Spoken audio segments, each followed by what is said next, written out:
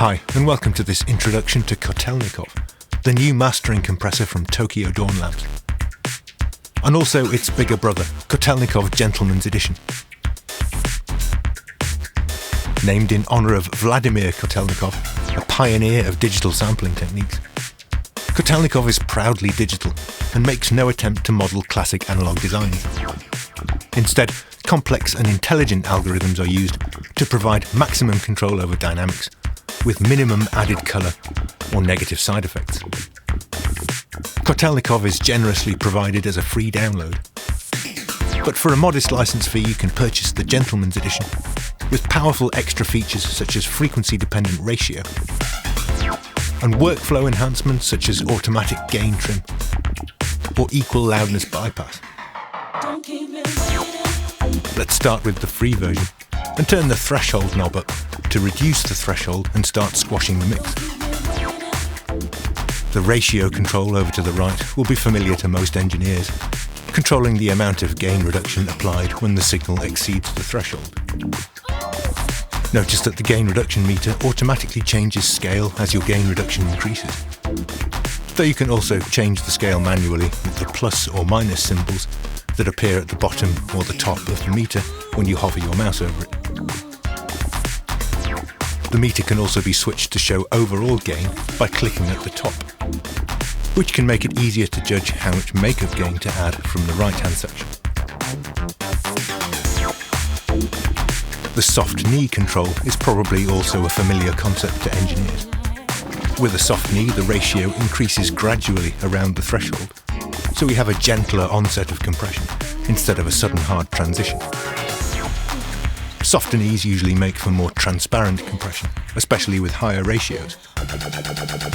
However, even when applying lots of gain reduction with the hardest knee setting, the compression is still remarkably transparent. Let's toggle the click-free bypass button at the bottom right, and notice how the sound becomes denser and thicker, without sounding squashed or losing its original character.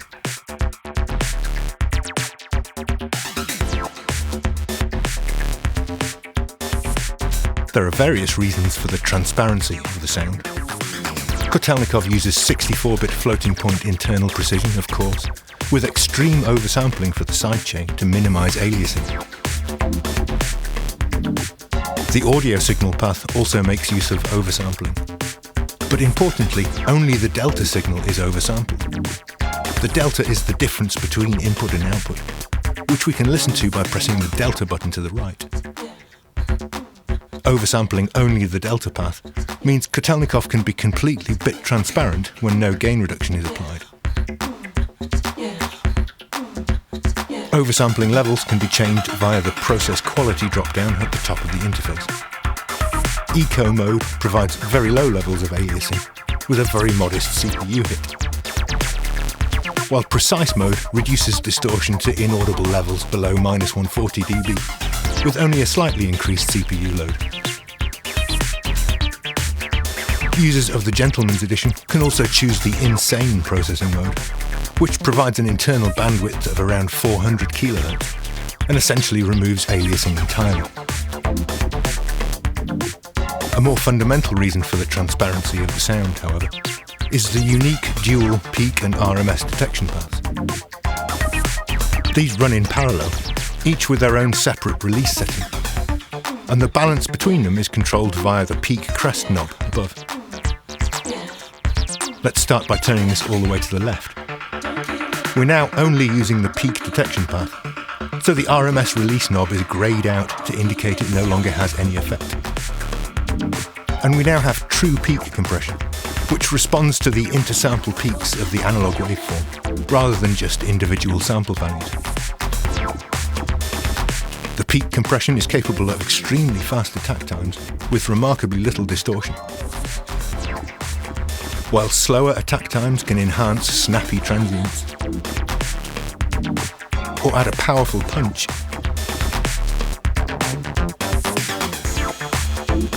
While avoiding the strong colour that such settings often introduce in other compressor designs.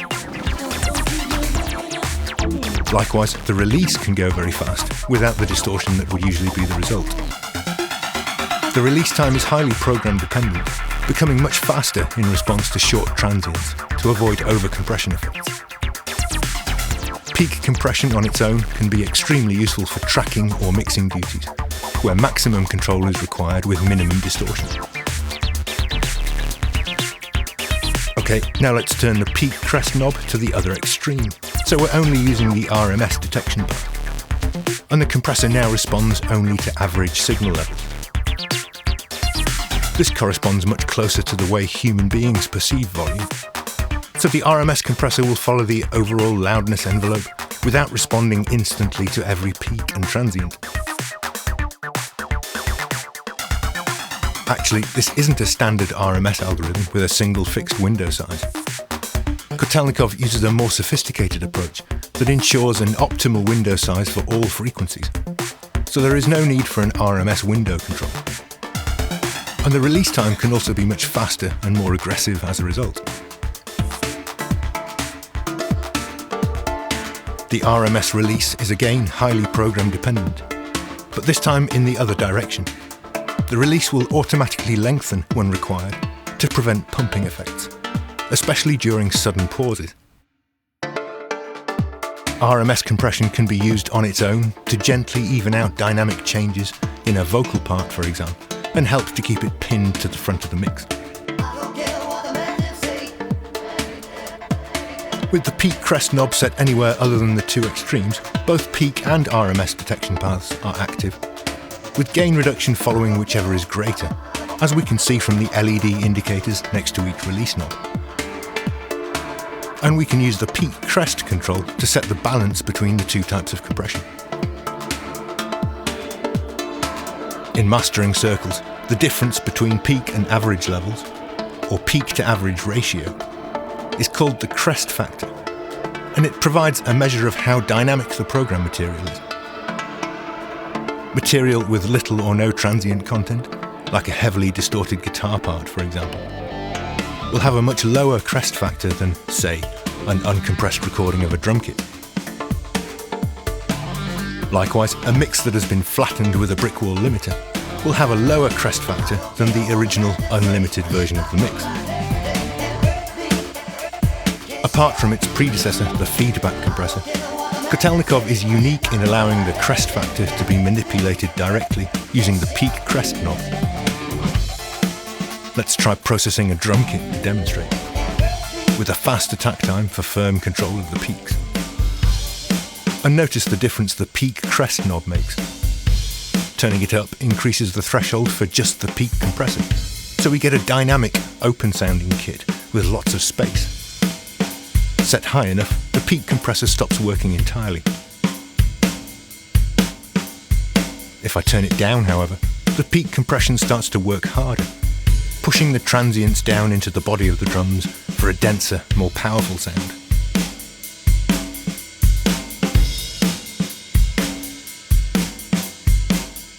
This is very dependent on the audio you process, however. With less dynamic material, the peak crest knob will need to be set lower before peak compression starts to take effect. However, you can also influence their relationship with the release controls. If I set a long, slow peak release, plus a fast RMS release, the release stage will be dominated by the peaks section, creating a more aggressive sound.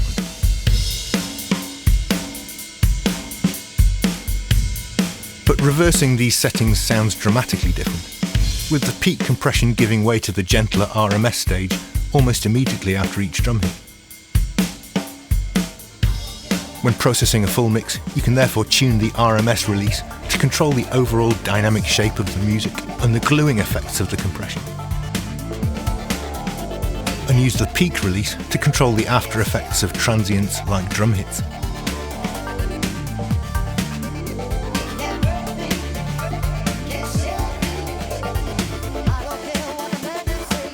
Okay, let's take a look at the low frequency relax section over to the left. This section allows you to configure a high pass filter for the sidechain, which makes the compressor respond less to low frequencies such as kick or bass. We are in effect increasing the compressor threshold for those low frequencies. Filter frequency can be set as high as 500 Hz. and we can choose from a range of filter slopes, or flat to disable the filter completely. Users of the Gentleman's Edition benefit from a slightly more sophisticated high-pass filter, with a continuously variable slope. However, they also gain the unique FDR feature below, which can provide a different solution to the same problem. FDR stands for frequency-dependent ratio. Let's turn it on and press the Edit button to show a graph with frequency on the x-axis and ratio on the y-axis.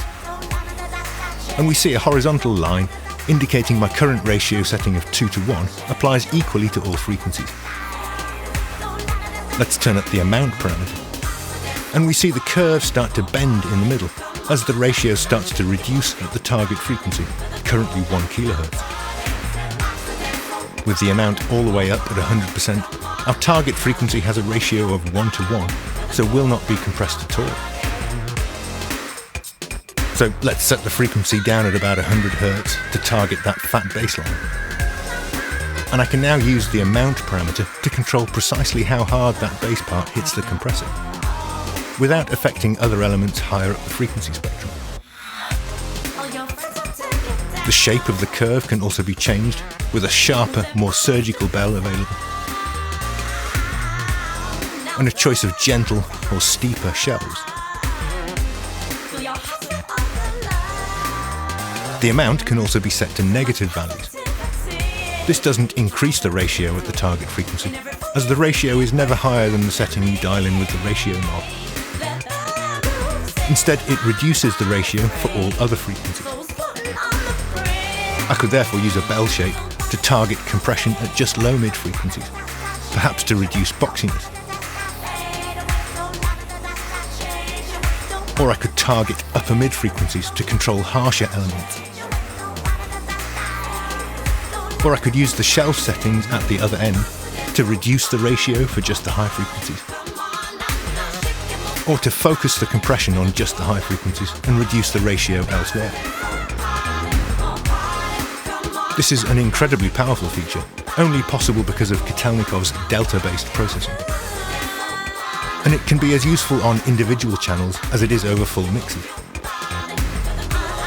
The effect is somewhat like dynamic EQ, though more subtle as we're still only applying different flavours of full band compression. However, considering the fact that we're only modulating the overall gain of the signal, there's a dramatic difference in sound between, for example, a broad, gentle smile curve with a higher ratio in the mid-range, and its opposite frown with compression more focused on the low and high extremes.